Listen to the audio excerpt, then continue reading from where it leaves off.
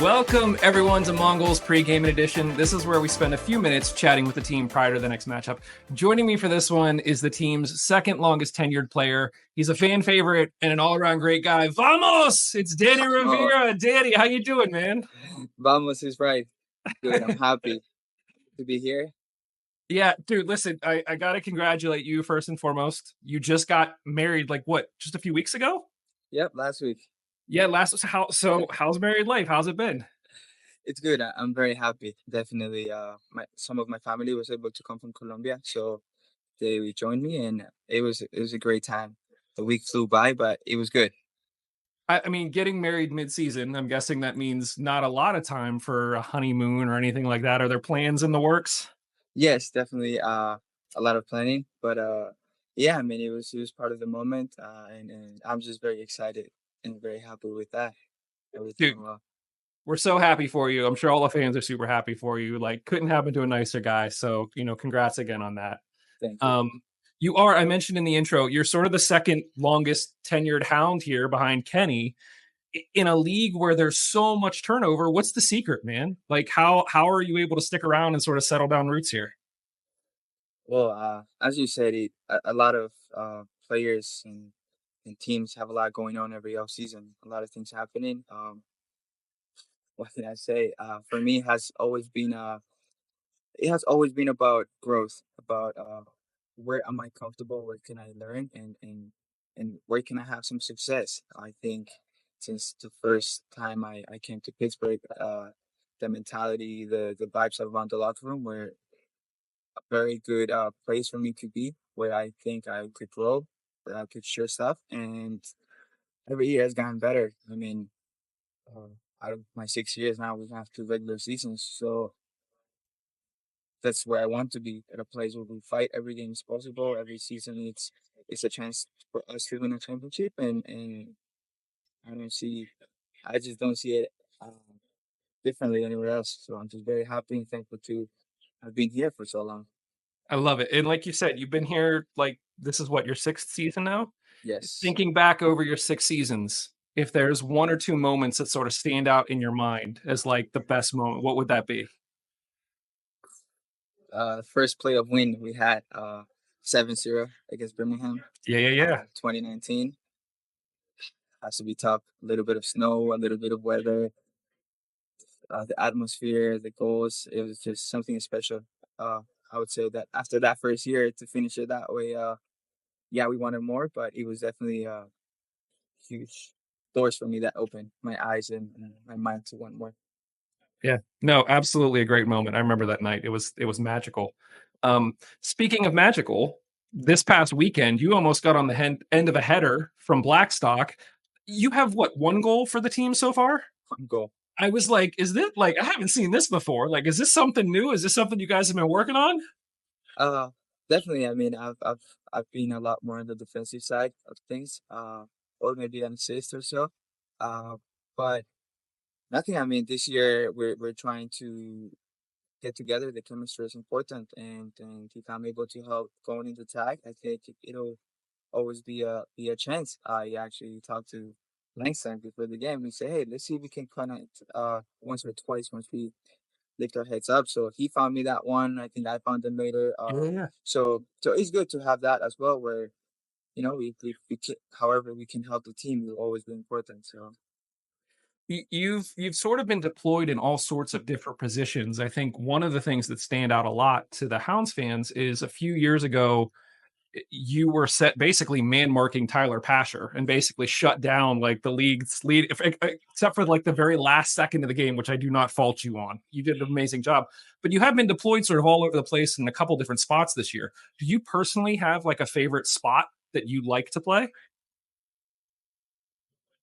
uh I really think that something the coaching staff does is having a game plan with the movements we do. So it's kind of a specific different things. Uh, as you said, that first time when I had to mark Tyler Patcher, I just remember just not really knowing much or anything, and it was it was fun because it just felt like a challenge. Like, can I do this? And the coaching staff believes in me, so that was definitely special. Different if it would have worked. But yeah, I mean, I'm right-footed, so I definitely enjoy being more on the right. Hmm. I played growing up more as a midfielder, um, so whenever I'm anywhere by it, it's enjoyable. Yeah. But I'll take the right flank, the right side. Yeah. Yeah. Good. Love it. Obviously, tough loss at home this past Saturday. What has the team's reaction been like this week? Uh, we we have we have talks. I think as a team, everyone knows that we're not performing at the level we want to be. Uh, but at the same time, I think we also have to look at the positives that we have had. I think our statistic numbers are coming along better. Uh, chances created, process, things that we have been working on. So it's definitely tough to not see a result, but I do think that learning from these moments is what actually takes us to another level. Understanding that every game is winnable or losable, and things are not really um, maybe the end of things are not really working for us yet, but it's something that the more we work on it, the better results we'll have. So I think everyone in the locker room knows that as long as we show up every morning and we're ready to compete, to fight, we have the right effort and desire, we will do better. So I think that's the right mentality as well to look at it. We're not happy, especially at home, but it's we can only control what's in front of us, and it's the training every day that we do in order to have better results in the weekend. I we talked about it a little bit over the weekend, where it feels like the team is just on this knife's edge, where it's like if we're creating so many chances, and if one or two of those just happen to go in, we're talking about a completely different feeling, a completely different mood. And like you said, you guys are generating chances, so it feels like it's so close. So it'll be interesting to see, what sort of tweaks and changes you guys can make to just kind of like push it over to that one side and sort of get a good run together. Um, Saw that Nato Santos was in town this weekend. Did you pick his brain at all about what to expect from Charleston? A great person, great guy. Um, I I think that's something actually I love. I obviously you it's not fun when players come and then leave right away or something, but uh to get to meet so many people and their characters and as a humans more than teammates, it's special, and to see them go in different places, it's nice. You wish them the best until they face us. Yeah, of course. So so talking with them, yeah, it was nice seeing him. Hearing that he's doing well, things are going well for him. And yeah, same. He knows at the end we said, "Hey, I'll see you Saturday," and whatever happens on the field stays on the field. So overall, I think it's a good chance for us going to Charleston. Yeah, And it's exciting to know that you get to face a top team, and if things are going well for us, you see how everything comes out. you we had talked a second ago about how you sort of been with the team. This is now sort of like your sixth season. Looking back over those rosters, you've played with a ton of players. So just like Nate, are there any players that are no longer with the Hounds that still sort of stick out in your mind for the impression that they left on you? I Now the list would be long. I think as I mentioned, it's for me it has always been about the locker room, and I Yeah, think every year we it's something that you fight together. Every loss, it's a moment that where we all suffer, where uh where it's not easy to get over. Uh, just because when it's a win, everyone wants to celebrate, everyone wants to enjoy. But I think it's more about those moments when we lost together. How do we talk? What are the things that we have in our mind to actually get better? And those moments with different players have always been tough because again, it's the sport. So it's all about winning. So you don't have results. I've always said that just because you don't win, it doesn't mean you're not doing things right. But it is if you don't have results, then no one is going to be happy. So for my teammates, a lot of them, I would say guys that I learned the most, Jordan Dover and Ryan James. I mean, I spent with them a couple of years where yeah, me being able to go left or right, always being around them and learning so much from them when I came here at 2021, it was definitely a special process. They were here a couple of years.